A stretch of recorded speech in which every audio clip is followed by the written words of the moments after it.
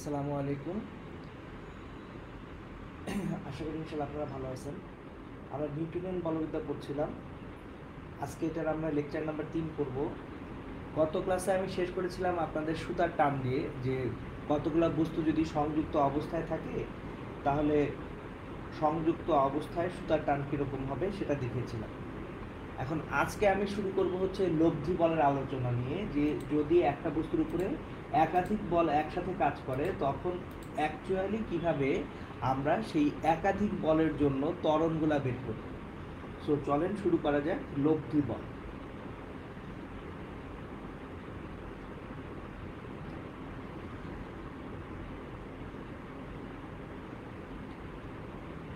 লব্ধি বলটা কিভাবে কাজ করে সেটা দেখব আমরা। ধরেন একটা বস্তু আছে, এই বস্তুটার উপরে দুটা বল প্রয়োগ করলাম, একই সাথে দুটা বল প্রয়োগ করতেছি। একটা বল F1 ইকুয়ালস টু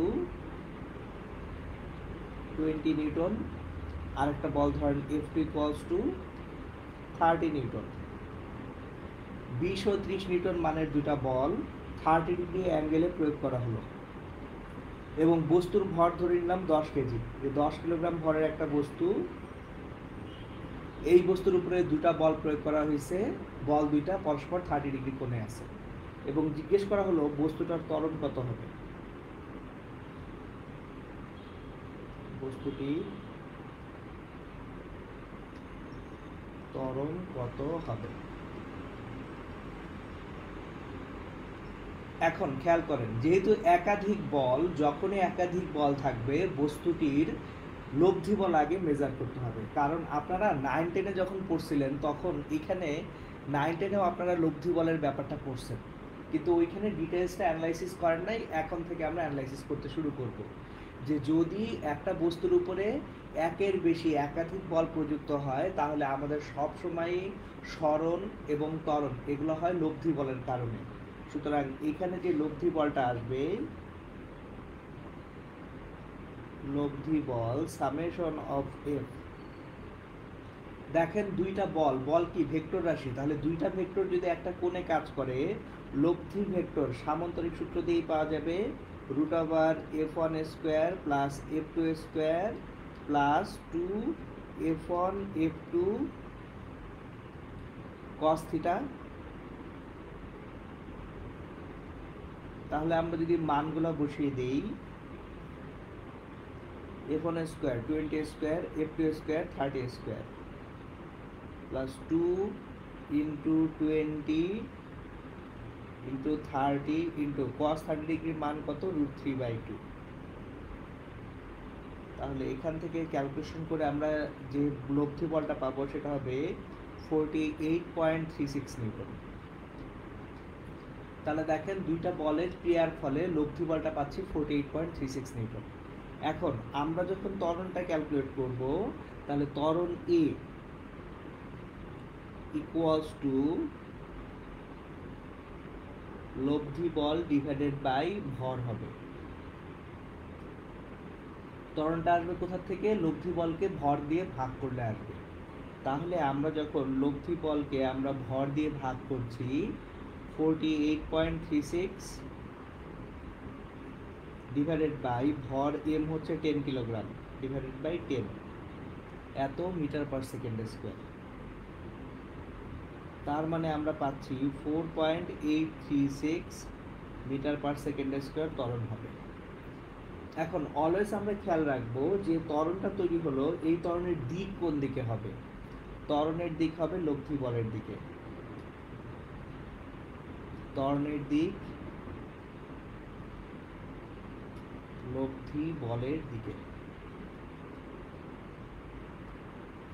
তাহলে এই হচ্ছে আমাদের লব্ধি বল থাকলে কিভাবে ত্বরণ তৈরি হয় সেই ত্বরণের ডিটেলস। এখন আসেন আমরা নেক্সট যে জিনিসটা করব সেটা হচ্ছে, আজকে একেবারে আপনাদেরকে কিছু আমি ম্যাথমেটিক্যাল অ্যানালাইসিস দেখাবো। এখন একটা ম্যাথ করে আমরা দেখব, যদি একটা চলমান বস্তুর উপরে কোনো একটা বল প্রয়োগ করা হয়, স্থির বস্তু না, গতিশীল বস্তুর উপরে বল প্রয়োগ করব, সেক্ষেত্রে বস্তুটার গতির কিভাবে পরিবর্তন হয় সেটা আমরা দেখব। তাহলে আমরা প্রশ্নে যাই। কোশ্চেন, ধরেন একটা বস্তু, এখানে একটা বস্তু আছে, এই বস্তুর ভর m সমান 10 কিলোগ্রাম। 10 কিলোগ্রাম ভরের একটা বস্তু সে এক্স অক্ষ বরাবর মনের আনন্দে 5 মিটার পার সেকেন্ড বেগে যাচ্ছিল। দেখেন তাহলে একটা গতিশীল বস্তু সে যাচ্ছিল কোন অক্ষে? এক্স অক্ষ বরাবর। কত বেগে? 5 মিটার পার সেকেন্ড বেগে। এখন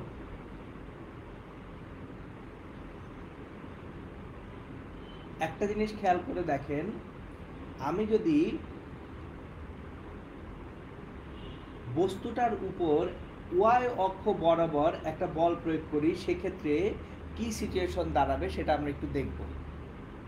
চলেন একটা মিনিট।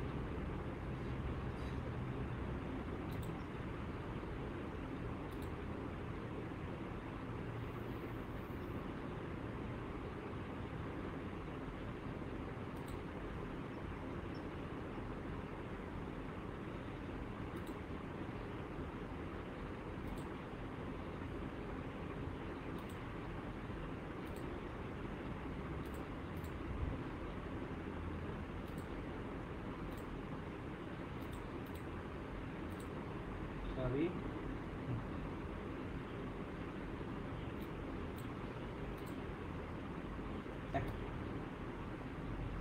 সিনারিওটা হচ্ছে একটা বস্তু এক্স অক্ষ বরাবর 5 মিটার পার সেকেন্ড বেগে যাচ্ছিল।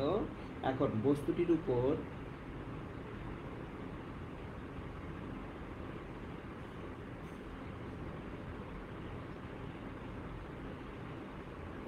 ওয়াই অক্ষ বরাবর 20 নিউটন বল 5 সেকেন্ড ধরে ক্রিয়া করলে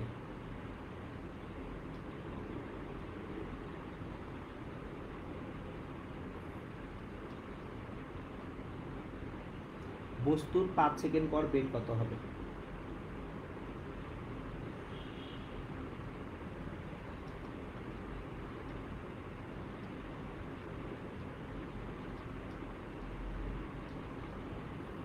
দেখেন প্রশ্নটা খেয়াল করে দেখেন যে বস্তুটা শুধুমাত্র এক্স অক্ষ বরাবর গতিশীল ছিল, কিন্তু বলটা প্রয়োগ করা হয়েছে ভিন্ন একটা অক্ষে, ওয়াই অক্ষে, এবং এই বলটা মাত্র 5 সেকেন্ড ধরে ক্রিয়া করছে। 5 সেকেন্ড পরে বেগ কত হবে? একেবারে ডিফারেন্ট টাইপের কোশ্চেন।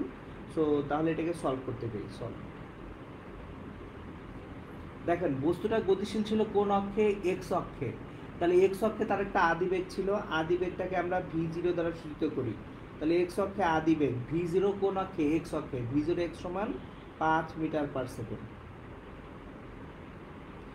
এখন খেয়াল করেন এক্স অক্ষ বরাবর কোনো বল যেহেতু নাই, বল না থাকলে বেগের পরিবর্তন হওয়ার কোনো সম্ভাবনাই নেই। সুতরাং এক্স অক্ষে বল না থাকলে এক্স অক্ষের বেগটা কি হবে? সমবেগ হবে। এই যে দেখেন এক্স অক্ষ বরাবর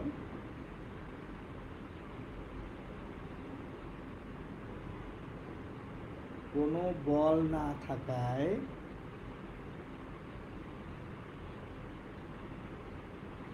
এক্স অক্ষের বেগ সমবেগ।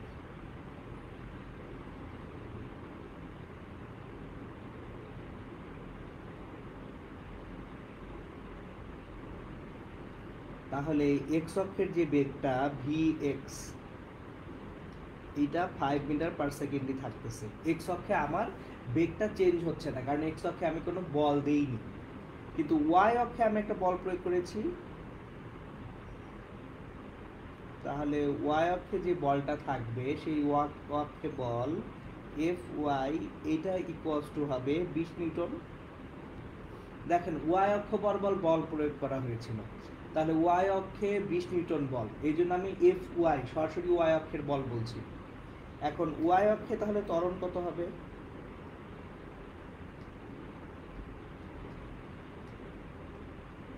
এ Y equals to F Y by M. F Y হচ্ছে 20, এম হচ্ছে 10, মানে আমাদের ত্বরণ তাহলে হবে 2 metre per second square Y অক্ষে। এইবার একটা জিনিস খেয়াল করে দেখি, ওয়াই অক্ষে আমার কি কোনো আদিবেগ ছিল? বস্তুটার বেগটা এক্স অক্ষে ছিল 5 মিটার পার সেকেন্ড, ওয়াই অক্ষে কিন্তু কোনো আদিবেগ ছিল না। তাহলে ওয়াই অক্ষের আদিবেগটা ছিল 0, v0y equals to 0 metre per second. তাহলে ওয়াই অক্ষের শেষ বেগ vy equals to v0y plus ay into t. তাহলে v0yটা হচ্ছে 0, ayটা হচ্ছে 2, টি হচ্ছে 5 সেকেন্ড। তাহলে 10 মিটার পার সেকেন্ড ওয়াই অক্ষের শেষ বেগ। এখন এই যে ভিওয়াইটা যদি 10 মিটার পার সেকেন্ড হয়ে থাকে, সো আমরা এখান থেকে ভিওয়াইটা পাচ্ছি 10 মিটার পার সেকেন্ড। এখন তাহলে এক্স অক্ষের বেগ জানি, ওয়াই অক্ষের বেগ জানি। চূড়ান্ত বেগ ভি সমান তাহলে root over v x square plus V y square. তাহলে root over 5 square plus 10 square, root over 125 metre per second. এখন তাহলে আমরা যদি আবার এই বেগ ভেক্টর আকারে প্রকাশ করতে চাই, বেগটাকে ভেক্টর আকারে প্রকাশ করতে চাই, ভি ভেক্টর সমান কি হবে? V X I plus V Y J. X অক্ষ বরাবর বেগটা কত? 5, ওয়াই অক্ষ বরাবর বেগটা হচ্ছে 10, 5i প্লাস 10j। এই হচ্ছে তাহলে আমাদের চূড়ান্ত বেগটা, ঠিক আছে? এখন আসেন, আমার এটা তো ছিল যে যদি কোনো একটা বস্তুর উপরে বল প্রয়োগ করা হয়, সেই বল অনুযায়ী বস্তু সরে গেলে শেষ পর্যন্ত বেগটা কীরকম হবে সেটার হিসেব নিকাশ। এখন কোনো কারণে যদি আপনি যে বল প্রয়োগ করতেছেন সেই বলের সঙ্গে একটা কোণ করে বস্তু সরে যায়, সেক্ষেত্রে কি হবে? সো আমরা নেক্সট সিনারিও দেখব হচ্ছে প্রযুক্ত বলের সাথে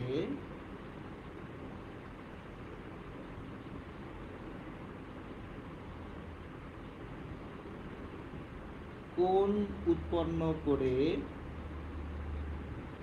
বস্তু যদি সরে যায়,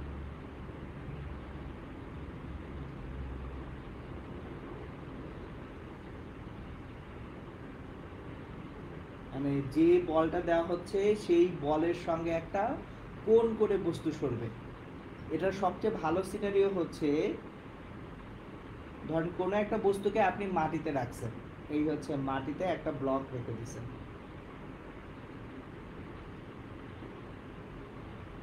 এই ব্লকটাকে সুতা দিয়ে বেঁধে টানবেন। সো ধরেন ব্লকটাকে আপনি সুতা দিয়ে বেঁধে টান দিছেন এবং বলটা ধরেন এফ সমান 50 নিউটন। 50 নিউটন মানের একটা বল আপনি এই ব্লকের উপরে দিলেন এবং সেই বলটা এক্স অক্ষের সঙ্গে 30 ডিগ্রি অ্যাঙ্গেলে দিলেন, 30 ডিগ্রি। তাহলে বলের দুইটা উপাংশ থাকবে, একটা অনুভূমিক উপাংশ F x equals to 50 cos 30 degree, তার মানে cos 30 ডিগ্রি √3/2, 25√3 নিউটন। আর একটা উলম্ব উপাংশ থাকবে F Y equals to 50 sin 30 degree, sin 30 ডিগ্রির মান হাফ, তাহলে এফ ওয়াই হবে 25। ঊর্ধ্বমুখী 25 নিউটন বল কাজ করবে আর এক্স অক্ষ বরাবর 25√3 নিউটন বল কাজ করবে। এবং ধরে নেই আমরা বস্তুর ভর m ইকুয়ালস টু 5 কিলোগ্রাম। এই যে ব্লকটা দেখতে পাচ্ছি আমরা, এই ব্লকের ভরটা 5 কিলোগ্রাম আমরা ধরে নিলাম। তো এই হচ্ছে ঘটনাটা। এখন প্রশ্নটি হলো বস্তুটা সরবে কোণ বরাবর। আমি কিন্তু বল দিছি একেবারে অনুভূমিকের সঙ্গে একটা কোণ করে, কিন্তু বস্তু বলের দিকে সরবে না, বলের সঙ্গে একটা কোণ করেই সরবে। কেন? কারণ হচ্ছে এইখানে বস্তুটার যে ওজন W সমান mg, খেয়াল করে দেখেন W সমান mg, এটা কত আছে? 5 × 9.8 মানে 49 নিউটন ওজন আছে। এখন ওজনটা যেহেতু 49 Newton, W is greater than Fy, ওজনটা ওয়াই অক্ষের বলের থেকে বেশি, তাহলে বস্তুর পক্ষে ওয়াই অক্ষে সরণ পসিবল না। বস্তুটা ওয়াই অক্ষে আর সরবে না। কেন? কারণ ওয়াই অক্ষে নিম্নমুখী বলটা বড়। তাহলে বস্তুটা সরবে কোন অক্ষে? এক্স অক্ষে। তাহলে এক্স অক্ষের যে ত্বরণ হবে এ এক্স, এটা ইকুয়ালস টু হবে F X divided by M. জিনিসটা খেয়াল করেন, যখনই একটা বস্তুর উপরে আপনি এইভাবে এক্স অক্ষের সঙ্গে একটা কোণ করে বলটা প্রয়োগ করবেন, প্রথম যে জিনিসটা আপনাদেরকে দেখতে হবে সেটা হচ্ছে বস্তুটার ওজনের থেকে বেশি বল কি ওয়াই অক্ষে পড়তেছে কিনা। যদি ওজনের তুলনায় বেশি বল ওয়াই অক্ষে পড়ে তাহলে বস্তুটা কিন্তু সোজা উপরে উঠে যাবে। আর ওজনের তুলনায় কম বল যদি পড়ে ঊর্ধ্বমুখী তাহলে বস্তুটার উপরে উঠবে না, তখন বস্তুটা এক্স অক্ষ বরাবর মাটি বরাবর সরে যাবে। সো এক্স সমান এফ এক্স বাই এম যখন আমরা করতেছি, এফ এক্সটা কত ছিল 25√3, এম ছিল 5 মিটার পার সেকেন্ড স্কোয়ার। তাহলে যে ত্বরণটা হবে সেটা হচ্ছে 5√3 মিটার পার সেকেন্ড স্কোয়ার।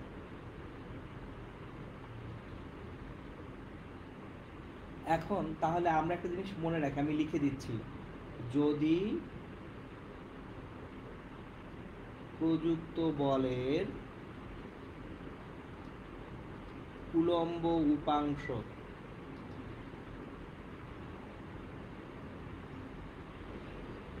বস্তুর ওজন অপেক্ষা কম হয়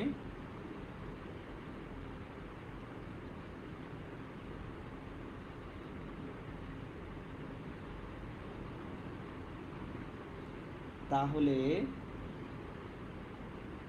বস্তু এক্স অক্ষ বরাবর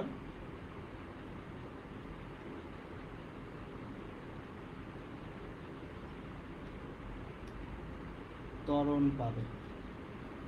দেখেন, আমার যদি প্রযুক্ত বলের উলম্ব উপাংশ ওজন অপেক্ষা কম হয় তাহলে বস্তু ত্বরণটা পাবে কোন বরাবর? এক্স অক্ষ বরাবর। এখন এই যে আপনাদেরকে, তাহলে আমরা লব্ধি বলের বেলায় আমরা সবসময় মনে রাখবো যে summation of f equals to m a. মানে আমার যদি একাধিক বল থাকে তাহলে সবগুলো বলের যে সম্মিলিত ক্রিয়ায় লব্ধি বল পাবো, সেই লব্ধি বল থেকে বস্তুর ত্বরণ আসবে। সো লিখে দিচ্ছি, একাধিক বল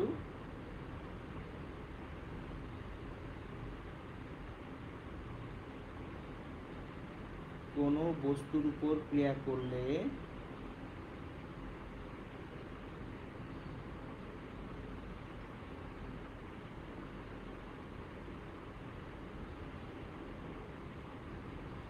বস্তুটির যে ত্বরণ হবে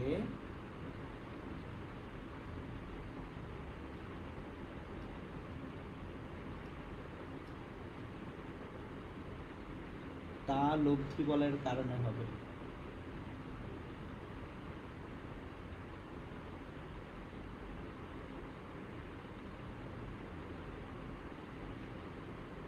আমি যদি 2টা বা 3টা বল প্রয়োগ করি তাহলে লব্ধি বলের কারণে ত্বরণ হবে, আর ত্বরণের দিক হবে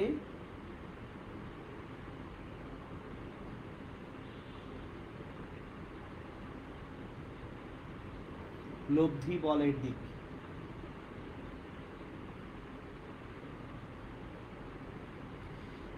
এখন যদি কোনো কারণে লব্ধি বলটা শূন্য হয়ে যায়,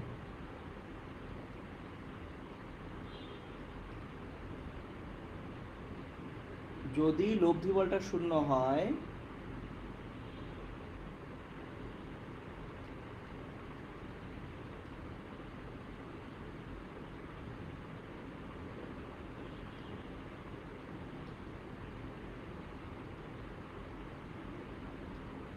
সেক্ষেত্রে বলের সাম্য বা বস্তু সাম্য অবস্থায় থাকবে।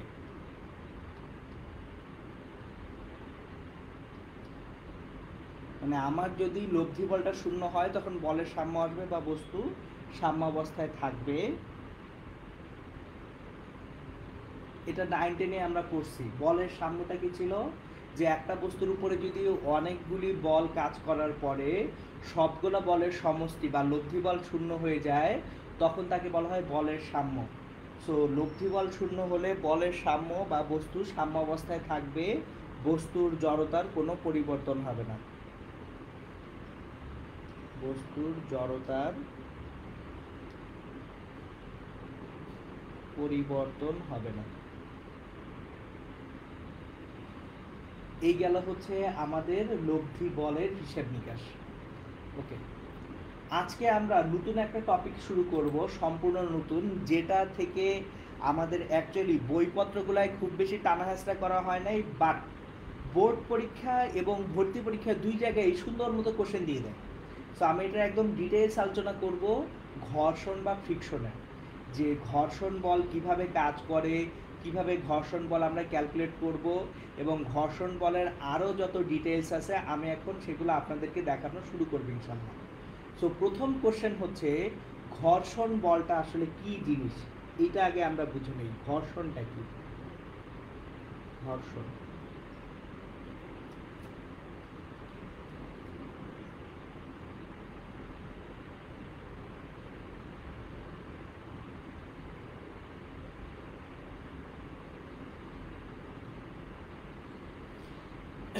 ঘর্ষণ অ্যাকচুয়ালি দেখেন, ঘর্ষণটাকে আমি একটু মুখে আগে বলে নেই। আপনি যখন একটা বস্তুকে কোনো তলের উপর দিয়ে চালাতে চাবেন, যে একটা তলের উপর দিয়ে একটা বস্তু গতিশীল হচ্ছে, তখন দেখা যায় ওই তলের উপর দিয়ে বস্তু গতিশীল হওয়ার যখন উপক্রম করে, তখন সে একটা কি পায়? বাধা পায়। সো এই যে বাধা পাচ্ছে, যে বাধা বলটা, এই বলটাকেই বলা হয় ঘর্ষণ বল।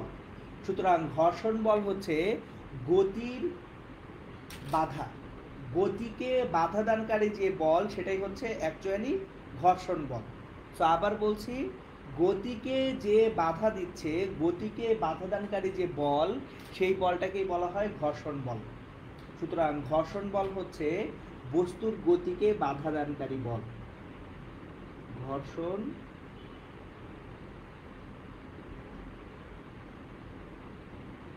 কোনো তলে বস্তুর গতিকে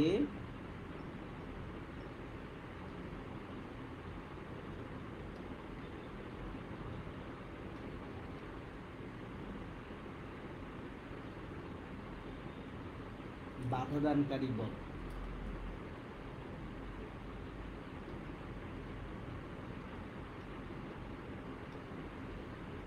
কোনো একটা তলে বস্তুর গতিকে বাধা দিচ্ছে যে বলটা, সেটাকে আমরা কি বলবো? ঘর্ষণ বল বলবো। এখন প্রথম কথা হচ্ছে, ঘর্ষণ বল সবসময় কাজ করবে গতির বিপরীতে।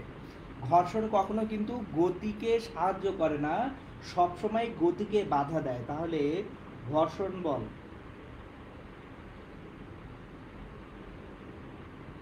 সবসময় গতির বিপরীতে কাজ করবে।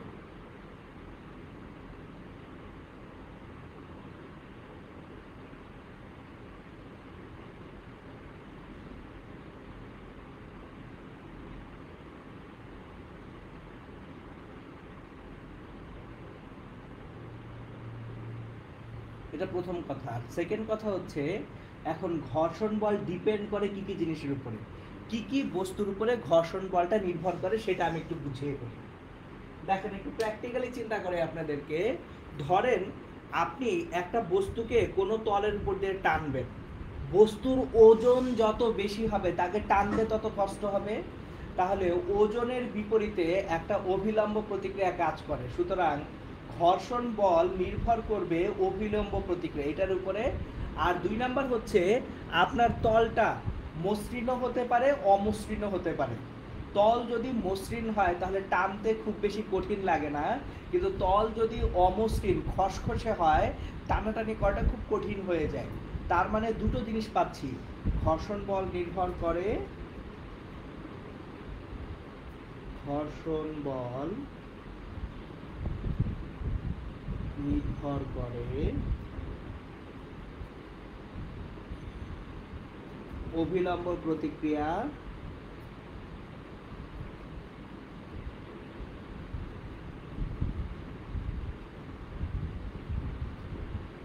আর ও ঘর্ষণ গুণাঙ্ক মিউ এর উপর।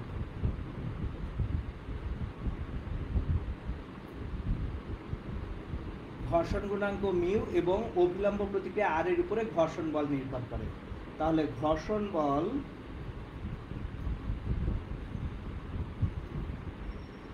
F equals to mu into r. এখন কোনটা কি নির্দেশ করে সেটা আমি আবার ডিটেলস লিখে দিচ্ছি। মিউ হচ্ছে ঘর্ষণ গুণাঙ্ক, আর এই ঘর্ষণ গুণাঙ্কটা নির্দেশ করে তল কতটুকু মসৃণ বা অমসৃণ, তল কত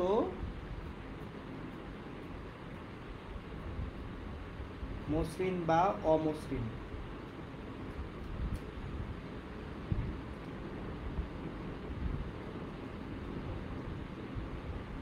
যদি আমার তলটা মসৃণ হয় মিউ এর মান কম হবে, তল মসৃণ হলে মিউ এর মান কম।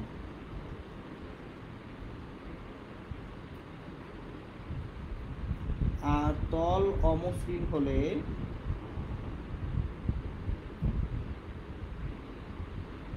মিউ এর মান বেশি। তো মসৃণ তলে আপনার মিউ এর মানটা কম হয়, অমসৃণ তলে মিউ এর মানটা বেশি হয়। আর অভিলম্ব প্রতিক্রিয়া যে আর আছে, এই অভিলম্ব প্রতিক্রিয়া তলের উপর লম্ব বরাবর কাজ করে।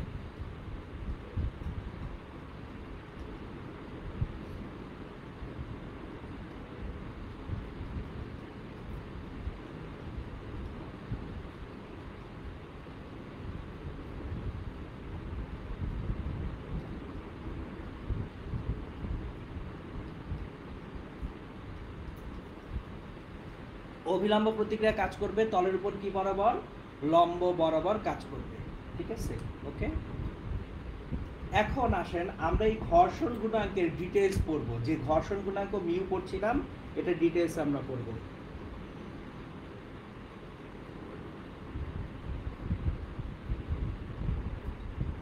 ঘর্ষণ গুণাঙ্ক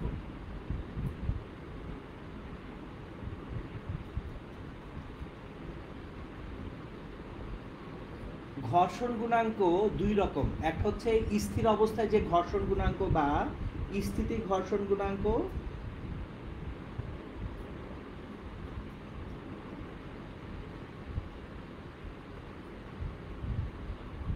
আর একটা হচ্ছে গতিশীল অবস্থায় যে ঘর্ষণ গুণাঙ্ক বা গতীয় ঘর্ষণ গুণাঙ্ক।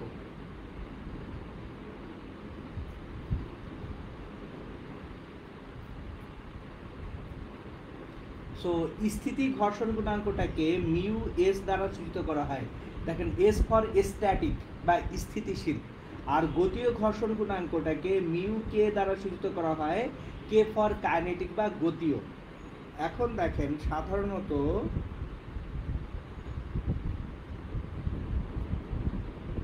গতীয়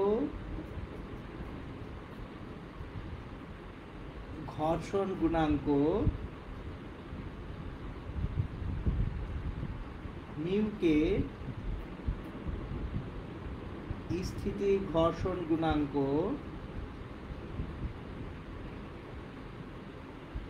মিউ এস অপেক্ষা ছোট হয়।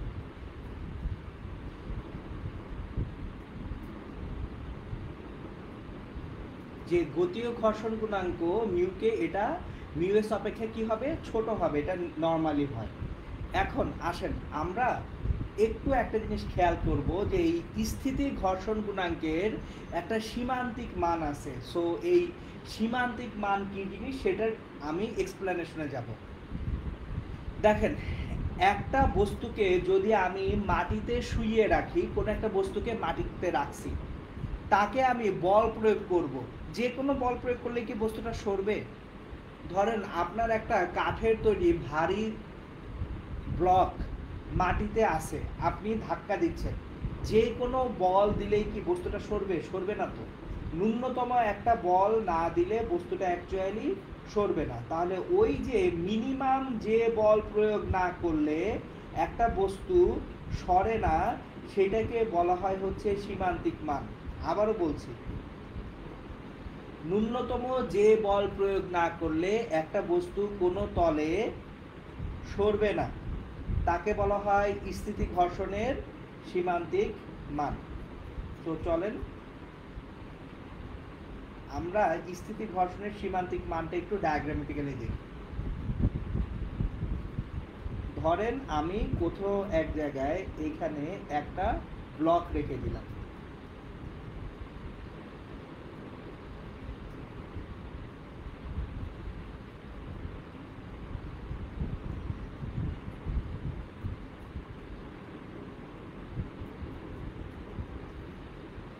দেখেন আমি একটু একটা জিনিস খেয়াল করে আপনাদেরকে, ঘর্ষণ বল এফ সমান কি মিউ ইন্টু আর না, তার মানে ঘর্ষণ বল হচ্ছে ঘর্ষণ গুণক ইন্টু অভিলম্ব প্রতিক্রিয়া আর। এখন এইখানে ধরেন আমার ঘর্ষণ গুণাঙ্ক মিউ দেয়া আছে 0.2, কিছু বলা না থাকা মানে হচ্ছে এটা স্থিতি ঘর্ষণ গুণাঙ্ক।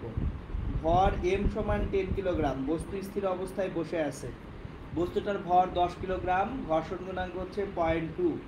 এখন বস্তুটার ওজন ডাব্লিউ সমান এমজি, খাড়া নিচের দিকে যেটা কাজ করছে সেই ডাব্লিউ সমান এমজি 10 ইন্টু 9.8, 98 নিউটন খাড়া নিচের দিকে কাজ করতেছে। এখন তাহলে অভিলম্ব প্রতিক্রিয়া, দেখেন বস্তুটা কিন্তু ওয়াই অক্ষে স্থির অবস্থায় আছে, তার মানে ওয়াই অক্ষের লব্ধি বল শূন্য, ওয়াই অক্ষে ওজন এবং অভিলম্ব প্রতিক্রিয়া একটা আরেকটাকে নাকচ করে দিবে। এটা একটু ভালো মতো খেয়াল করেন, বস্তুটা একটা তলের উপরে স্থির অবস্থায় আছে, তার মানে কি সকল দিকে তার সবগুলা বলের কম্বিনেশন 0। বস্তু সাম্যাবস্থায় বা স্থির অবস্থায় আছে মানে হচ্ছে বস্তুটার উপরে কোনো লব্ধি বল নাই, সবগুলা বলের সম্মিলিত ক্রিয়ায় সামেশন অফ এফ বা লব্ধি বলটা শূন্য হচ্ছে। সো নিচের দিকে যে ওজন আছে 98 নিউটন, এই ওজনটার ঠিক বিপরীত দিকে অভিলম্বভাবে ঠিক 98 নিউটন কাজ করতেছে। এখন আমি যদি বস্তুটাকে ডান দিকে এফ বল প্রয়োগ করতে শুরু করি, বস্তুটা গতির বিপরীতে একটা বাধা দিবে, সেটাই হচ্ছে ঘর্ষণ বল ছোট এফ। খেয়াল করেন, আপনি একটা বস্তু স্থির অবস্থায় বসে আছে, তাকে ঠেলতেছেন বা টানতেছেন ডান দিকে, সে হঠাৎ করেই সরবে না, একটা মিনিমাম বল পাওয়ার আগে সে সরবে না। তাহলে এই যে ঘর্ষণ বলটা ছোট এফ, এই ঘর্ষণ বল ছোট f equals to mu into r, এটা আমরা একটু আগেই দেখছিলাম। তাহলে মিউ হচ্ছে 0.2, আর হচ্ছে এখানে 98, তার মানে আমরা পাবো 19.6 নিউটন। এই যে 19.6 নিউটন, এটাকে বলা হয় সীমান্তিক মান।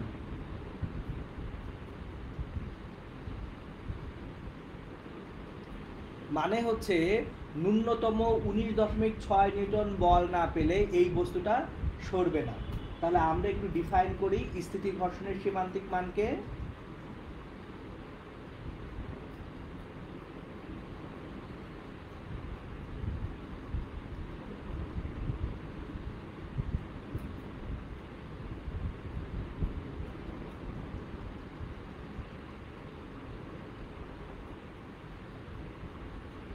মিনিমাম যে বল প্রয়োগ না করলে ন্যূনতম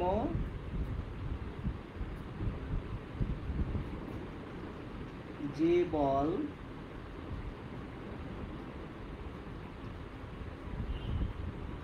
প্রয়োগ না করলে কোনো স্থির বস্তু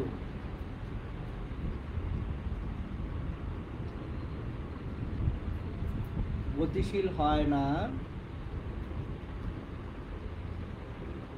বা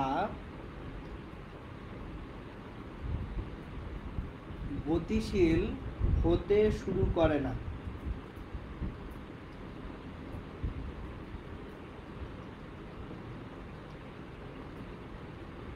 তাকে স্থিতি ঘর্ষণের সীমান্তিক মান বলে।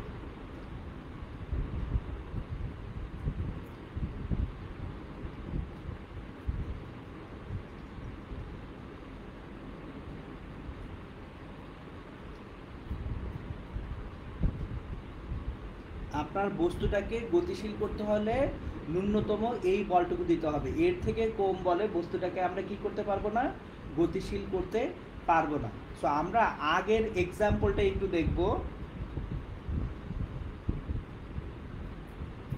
ধরেন বস্তুটা এখানে আছে,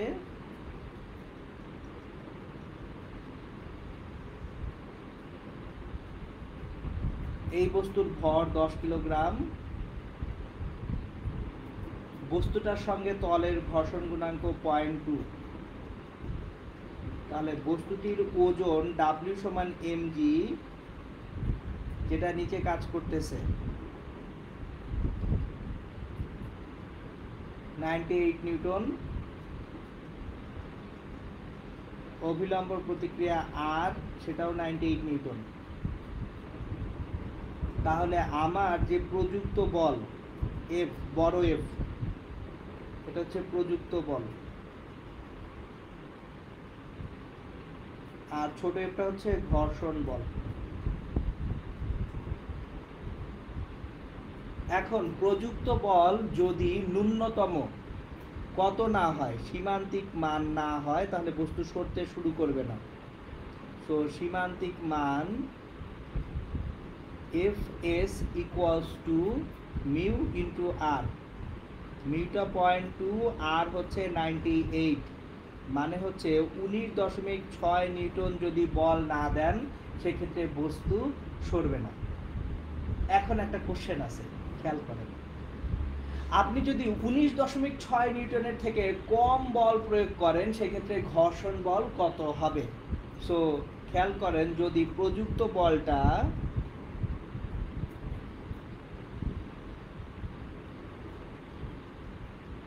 উনিশ দশমিক ছয়ের কম, লাইক ধরেন 15 নিউটন হলে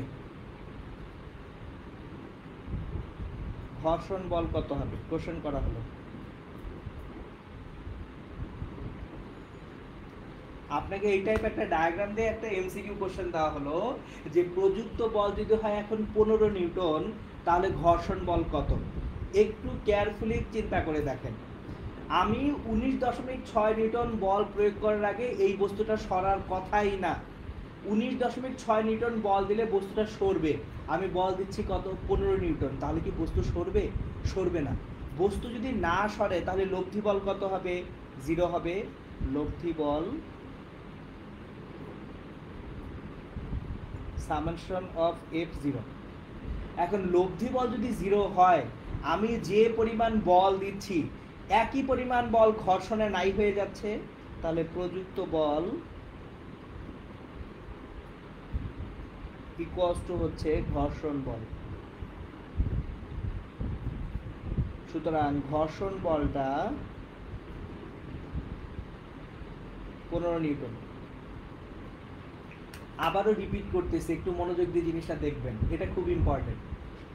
আপনি একটা বস্তুকে ধাক্কা দিচ্ছেন কিন্তু বস্তুটা সরতেছে না, এর মানে কি?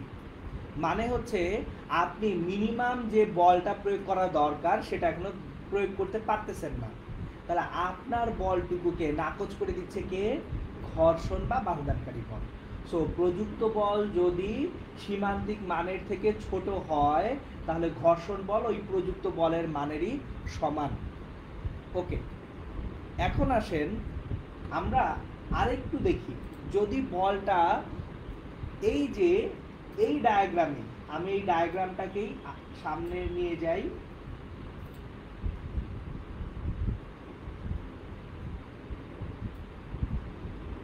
যদি প্রযুক্ত বলটা 19.6 নিউটনের থেকে বেশি হয়ে যায়, দেখেন প্রযুক্ত বল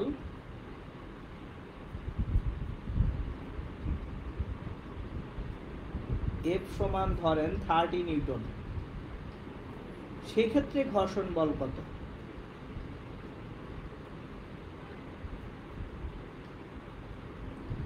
এখন বস্তু সরার জন্য আপনার দরকার 19.6 নিউটন, কিন্তু আপনি দিয়ে দিচ্ছেন কত? 30 নিউটন, তার মানে 19.6 থেকে বেশি বল দিচ্ছেন। সুতরাং লব্ধি বল এখন অবশ্যই আর 0 হবে না, লব্ধি বল আর 0 নাই। আবার রিপিট করতেছি, একটু মনোযোগ দিয়ে দেখেন, হয়ে যাবে ইনশাল্লাহ। আমার এই বস্তুটা সরার জন্য বল দরকার ছিল 19.6 নিউটন, সীমান্তিক মান যেটা, আপনি বল প্রয়োগ করছেন 30 নিউটন, তার মানে সীমান্তিক মানের থেকে বেশি বল দিয়ে ফেলছেন। বস্তু সরার জন্য যে বলটুকু দরকার তার থেকে বেশি বল আমরা দিয়ে দিছি, তাহলে অবশ্যই লব্ধি বলটা আর শূন্য থাকতেছে না, লব্ধি বলটা শূন্য অপেক্ষা বড় হচ্ছে। তাহলে আমার ঘর্ষণ বলটা কত হবে? তাহলে আমার এখানে খেয়াল করেন, সীমান্তিক মান যে সর্বোচ্চ যে বল, জিনিসটা দেখেন 19.6 নিউটন না হলে বস্তু সরতো না। তাহলে 19.6 পর্যন্ত ঘর্ষণ বাধা দিচ্ছে, কিন্তু 19.6 এর পরে তো আর ঘর্ষণ নাই, সুতরাং ঘর্ষণ বলটা ওই 19.6 নিউটনই হবে।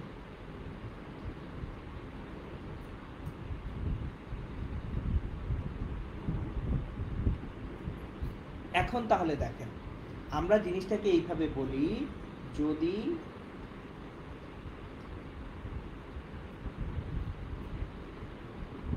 প্রযুক্ত বল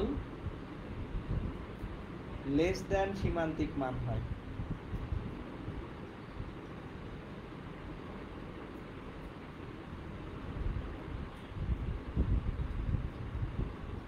তাহলে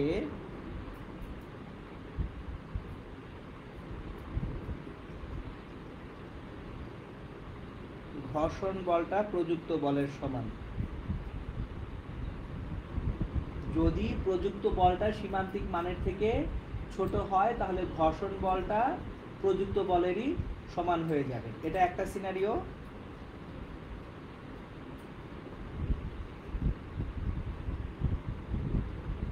আর সেকেন্ড সিনারিও হচ্ছে যদি প্রযুক্ত বল সীমান্তিক মান থেকে বড় হয়।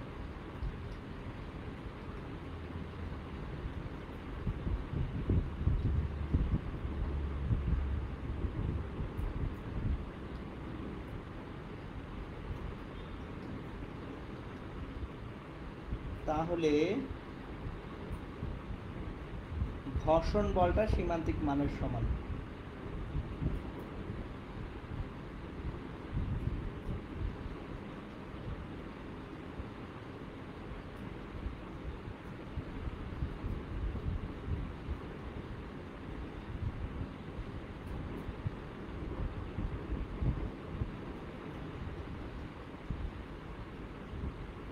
এই হচ্ছে দুইটা সিনারিও, দুইটা মাথায় রাখলে ইনশাল্লাহ আপনারা কখন কত ঘর্ষণ বল হবে অবলীলায় বের করতে পারবেন।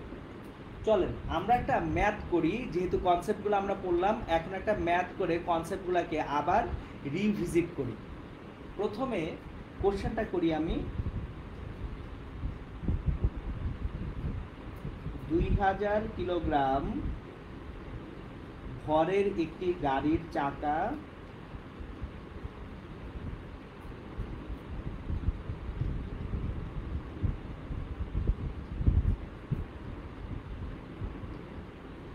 ও রাস্তার মাঝে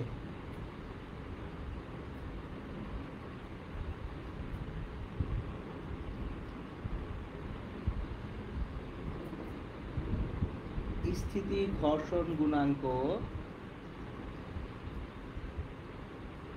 0.3 ও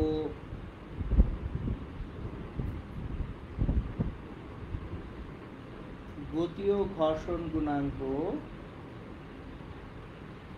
0.2। দেখেন 2000 কিলোগ্রাম ভরের একটা গাড়ির চাকা ও রাস্তার মাঝে স্থিতি ঘর্ষণ গুণাঙ্ক দেওয়া আছে 0.3, গতীয় ঘর্ষণ গুণাঙ্ক দেওয়া আছে 0.2। এখন প্রথম প্রশ্ন, ন্যূনতম কত বল প্রয়োগ করলে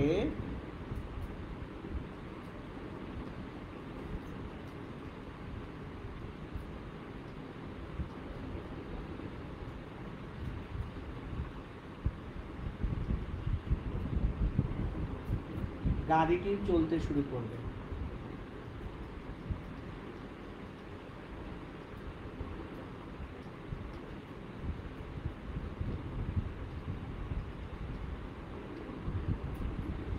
দেখেন আমার 2000 কিলোগ্রাম ভরের একটা গাড়ির চাকা ও রাস্তার মাঝে স্থিতি ঘর্ষণ গুণাঙ্ক দেওয়া আছে 0.3, গতীয় ঘর্ষণ গুণাঙ্ক দেওয়া আছে 0.2। মিনিমাম কত বল প্রয়োগ করলে গাড়িটি চলতে শুরু করবে, এটা হচ্ছে প্রথম কোশ্চেন। 2 নাম্বার কোশ্চেন হচ্ছে আরো কত বল প্রয়োগ করলে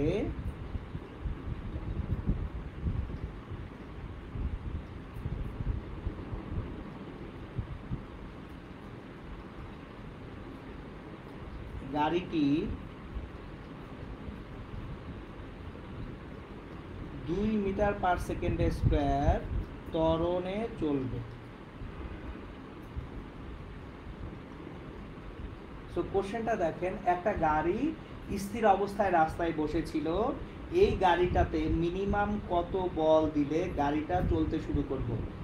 এই প্রশ্নটা বুয়েট ভর্তি পরীক্ষার প্রশ্ন ছিল 2001-2002 সালের। সো খেয়াল করেন, এই প্রশ্নটা সম্পূর্ণরূপে এতক্ষণ ধরে আমি আপনাদেরকে যে কনসেপ্টগুলো পড়ালাম সেই কনসেপ্টগুলো থেকে আসতেছে। একটা জিনিস খেয়াল করেন, আমি কিন্তু আপনাদেরকে শুরুতেই বলে দিছিলাম, এই যে যখন ঘর্ষণ গুণাঙ্ক পড়াচ্ছিলাম, সাধারণত গতীয় ঘর্ষণ গুণাঙ্ক মিউকে স্থিতি ঘর্ষণ গুণাঙ্ক মিউএস অপেক্ষা কি হয়, ছোট হয়। এই যে প্রশ্নটায় দেখেন সুন্দর মতো বলে দেওয়া আছে, স্থিতি ঘর্ষণ গুণাঙ্ক 0.3, গতীয় ঘর্ষণ গুণাঙ্ক 0.2। যখন গাড়িটা গতিশীল হয়ে যায়, তার অলরেডি একটা গতি জড়তা চলে আসে বলে চাকার সঙ্গে মাটি বা রাস্তা এইটা ইন্টারঅ্যাকশনের অত বেশি সুযোগ পায় না। এই কারণে গতিশীল অবস্থায় অ্যাকচুয়ালি গতীয় ঘর্ষণ গুণাঙ্ক সেটা কমে আসে। দেখেন এই যে গতীয় ঘর্ষণ গুণাঙ্কটা এই জন্য 0.2। এখন ন্যূনতম কত বল প্রয়োগ করলে গাড়িটি চলতে শুরু করবে, তার মানে কি সীমান্তিক মান। এই যে দেখেন কোশ্চেনটা থেকে ন্যূনতম যে বল প্রয়োগ না করলে কোনো স্থির বস্তু গতিশীল হয় না বা গতিশীল হতে শুরু করে না, তাকে স্থিতি ঘর্ষণের কি মান বলে, সীমান্তিক মান বলে। তাহলে এফ এর সমান মিউএস ইন্টু আর, তাহলে এই ম্যাথটা সলভ করতে গেলে এফ এর সমান মিউএস ইন্টু আর তো করতে হবে। তাহলে আমরা সরাসরি এইভাবে লিখি, গাড়িটি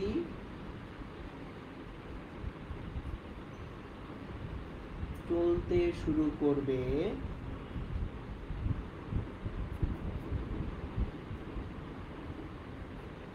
যখন প্রযুক্ত বল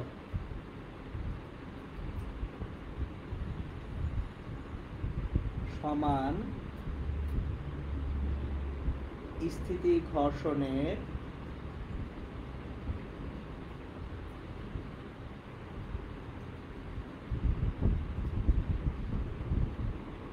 সীমান্তিক মান। তাহলে মিউ এস ইন্টু আর। এখন মিউ এসটা হচ্ছে 0.3, আর কত, এই যে দেখেন গাড়িটা একটা রাস্তার উপরে আছে। তো গাড়িটা একটা রাস্তার উপরে ধরেন দাঁড়িয়ে আছে,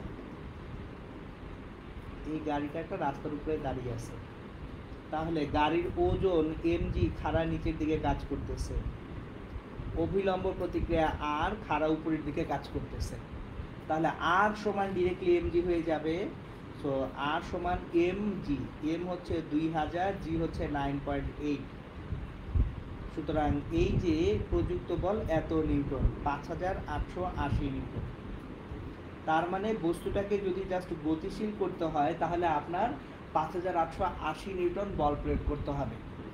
এখন দেখেন কোশ্চেন নাম্বার 2তে জিজ্ঞেস করা হয়েছে গাড়িটার এখন ত্বরণশীল হতে হবে। সো সেই ত্বরণটা কত, ত্বরণটা হচ্ছে আমাদের 2 মিটার পার সেকেন্ড স্কোয়ার। তাহলে যখন গাড়িটা ত্বরণশীল হবে,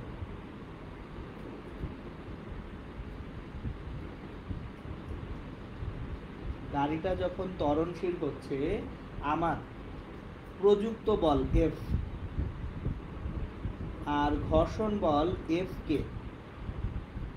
দেখেন আজকের ক্লাসে কেন আমি আপনাদেরকে লব্ধি বলটা পড়াইছি, যে লব্ধি বল এখানে প্রযুক্ত বল মাইনাস ঘর্ষণ বল ইকুয়ালস টু লব্ধি বল। লব্ধি বল থেকে কি আসবে, এম এ আসবে। এটা কিন্তু আজকে আপনাদেরকে পড়ালাম।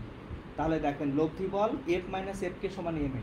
এখন এফ কে গতীয় ঘর্ষণ গুণাঙ্ক কেন আনতেছি, কারণ হচ্ছে এইখানে গাড়িটার কিন্তু স্থির নাই, ত্বরণশীল মানেই তো সে গতিশীল।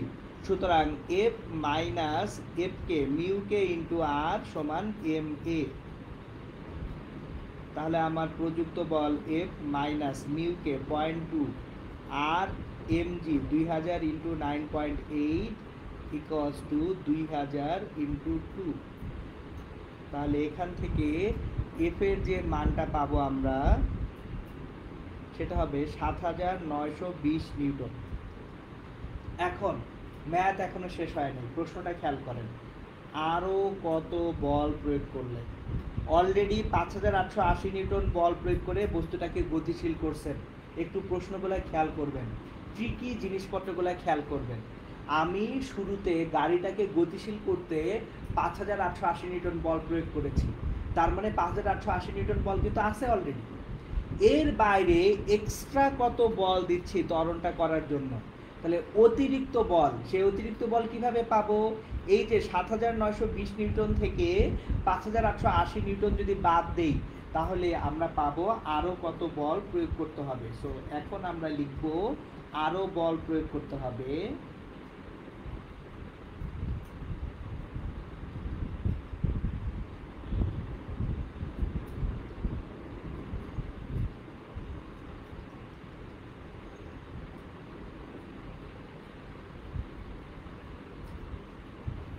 (7920 মাইনাস 5880 নিউটন) আরও 2040 নিউটন বল এক্সট্রা প্রয়োগ করতে হবে। এই ছিল এই ম্যাথটা। ওকে, এখন আসেন, আমরা যেহেতু দেখতে পাচ্ছি যে ঘর্ষণ বল বের করার জন্য অভিলম্ব প্রতিক্রিয়া আর বেশ ইম্পর্টেন্ট একটা ইস্যু। সো বিভিন্ন সিনারিওতে, কোন সিনারিওতে কখন অভিলম্ব প্রতিক্রিয়া কীরকম হবে সেটা আমরা দেখে রাখবো। আজকে লাস্ট দেখব বিভিন্ন ক্ষেত্রে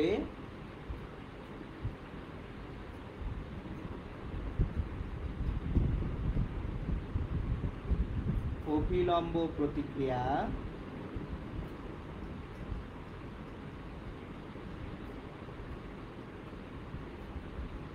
আর এর মান।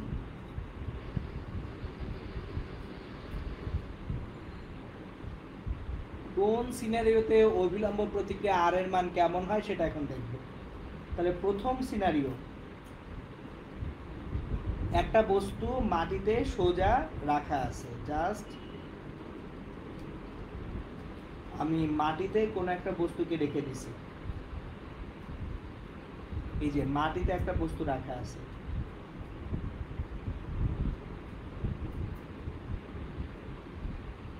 তাহলে মাটিতে যদি কোনো বস্তুকে রাখা থাকে, এই বস্তুটার ওজন W সমান mg খাড়া নিচের দিকে কাজ করে, আর অভিলম্ব প্রতিক্রিয়া আর সোজা উপরের দিকে কাজ করে। তাহলে আর সমান কি হয়ে যায়? mg হয়ে যায়। কেন? কারণ ওয়াই অক্ষে বস্তু কি নড়তেছে চড়তেছে না, ওয়াই অক্ষে বস্তু স্টেবল বা সাম্য অবস্থায় আছে, সুতরাং আর সমান mg।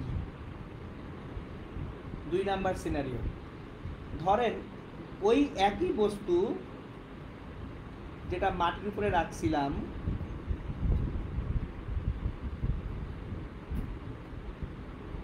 মাটির উপর রাখা বস্তুটাকে আমি একটা কোণ করে বল দিচ্ছি, এফ বলে ধরেন টানতেছি একটা কোণ করে। তাহলে এফ বলের কয়টা উপাংশ? 2টা উপাংশ। এই যে থিটা কোণে এফ বলে টানতেছিলাম, তাহলে এফ এর অনুভূমিক উপাংশ এফ কস থিটা এইদিকে কাজ করছে, উলম্ব উপাংশ এফ সাইন থিটা উপরের দিকে কাজ করতেছে, অভিলম্ব প্রতিক্রিয়া আর উপরের দিকেই কাজ করে, ওজন এমজি কাজ করতেছে কোন দিকে?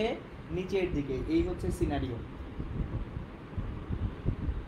সো এখন তাহলে দেখি এখানে আমাদের আর প্লাস এফ সাইন থিটা এই দুইটা মিলে এমজিটাকে নাকচ করতেছে। তাহলে আমরা আর সমান পাবো mg minus F sine theta.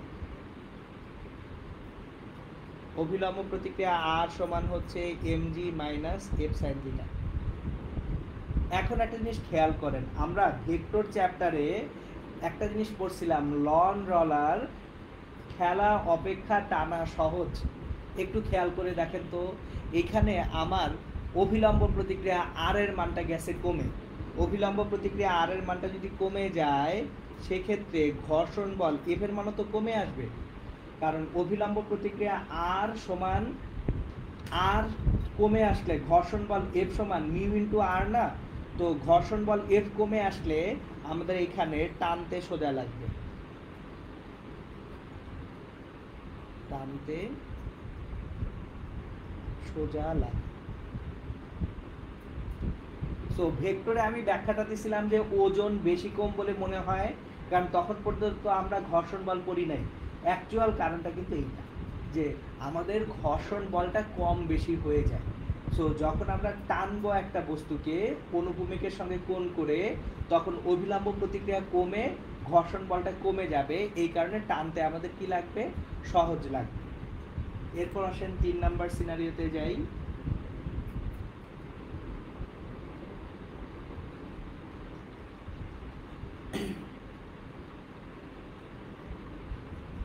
আমি আবার ওই কোনো একটা তলে বস্তুটাকে রাখবো।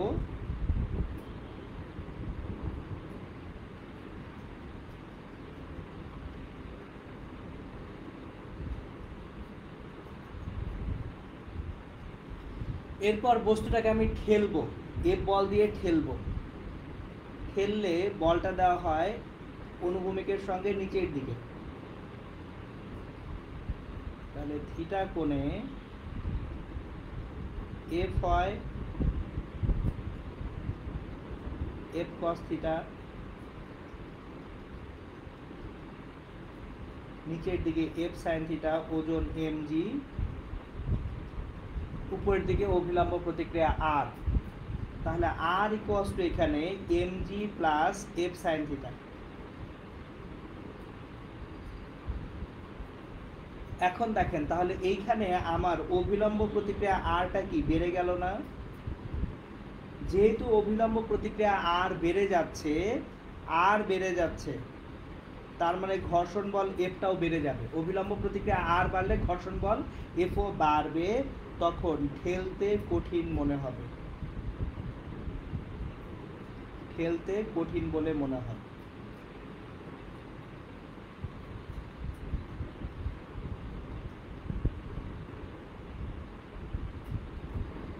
একেবারে ফাইনাল আরেকটা সিনারিওতে আসবো আমরা। এটা হচ্ছে কোনো একটা আনত তলে যদি একটা বস্তু স্থির অবস্থায় থাকে। সো লাস্ট সিনারিও হচ্ছে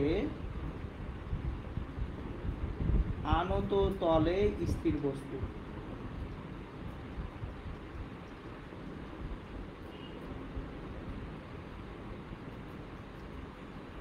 ধরেন আপনি কোনো একটা বেঞ্চের উপরে একটা বস্তু রেখে যদি বেঞ্চটাকে একদিক থেকে হালকা করে কাত করতে শুরু করেন, বস্তুটা কিন্তু সঙ্গে সঙ্গে পড়ে না, একটা সুনির্দিষ্ট কোণে আসার আগে বস্তুটা পড়তে শুরু করে না।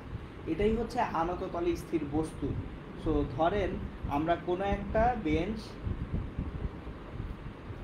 কোনো একটা তলটাকে এই যে এইভাবে থিটা কোণে কাত করে দিছি।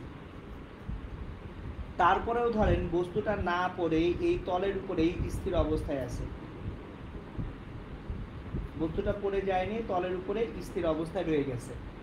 তাহলে এই যে বস্তুটার ক্ষেত্রে বস্তুটার ওজন এমজি খাড়া নিচের দিকে কাজ করতেছে,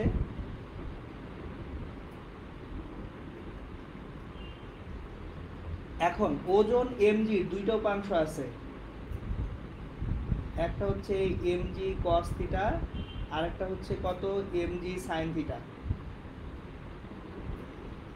দেখেন এইটার ডিটেইলস কোথায় পড়াইছি? এইটার ডিটেইলসটা আমি পড়াইছি আপনাদেরকে যারা আগের লেকচার দুইটা করছেন। পুলির উপর দিয়ে যখন বস্তুকে টানাটানি করতেছিলাম, তাহলে ওজনের যে উপাংশটা নিচের দিকে কাজ করে এমজি সাইন থিটা, এটা কিন্তু এখানে দেখিয়েছিলাম। এখন দেখেন বস্তুটার তলের উপর লম্ব বরাবর কাজ করবে কে? অভিলম্ব প্রতিক্রিয়া আর। আর এই যে বস্তুটা যদি না পড়ে, তাহলে এমজি সাইন থিটাকে নাকচ করবে তলের ঘর্ষণ বল এফ। দেখেন আনত তলে ধরেন একটা বস্তু স্লাইড করে পড়তেছে না, তলের উপরে স্থির অবস্থায় আছে, তখন অ্যাকচুয়ালি তল বরাবর যে বলটা আছে এফ বলটা বস্তুর ওজনের উপাংশ এমজি সাইন থিটাকে কি করবে? নাকচ করে দিবে। তাহলে এফ ইকুয়ালস টু ঘর্ষণ বল f equals to m g sine theta, আর অভিলম্ব প্রতিক্রিয়া r equals to m g cos theta. এখন আমি যদি দুইটাকে ভাগ করে দেই, এফ বাই আর করলে ট্যান থিটা পাবো। আবার এফ বাই আর সমান তো মিউ, মিউ সমান ট্যান থিটা পাওয়া যাবে। তাহলে যদি কোনো একটা বস্তু একটা আনত তলে স্থির অবস্থায় থাকে তাহলে মিউ সমান কি হয়, ট্যান থিটা হয়। ওকে, এই ছিল হচ্ছে আপনাদের আজকের লেকচারটা। এখন আমি আগেই বলছিলাম যে আমাদের নেক্সট উইক থেকে ক্লাসগুলো হবে হচ্ছে সব বিকেল 3টার সময়। কবে কবে? সোমবার বুধবার বিকেল 3টায়। সো আগামী সোমবার দিন আপনাদের পরবর্তী ক্লাস বিকেল 3টায়। এখন থেকে যেহেতু আপনাদের কলেজের অনলাইন ক্লাসও শুরু হয়ে যাবে, সেহেতু আমি বারবার বলে দিচ্ছি যে আপনাদের ক্লাসগুলো হবে Monday, Wednesday 3 PM regular class schedule. So এই যে আপকামিং যে সোমবার আপনাদের পরবর্তী ক্লাস, তাহলে ইনশাল্লাহ কবে? সোমবার দিন। ওকে, তাহলে ইনশাল্লাহ সোমবার দিন আপনাদের সঙ্গে ক্লাসে দেখা হবে। সেই পর্যন্ত সবাই ইনশাল্লাহ ভালো থাকবেন, সুস্থ থাকবেন, সুন্দর থাকবেন। আসসালামু আলাইকুম।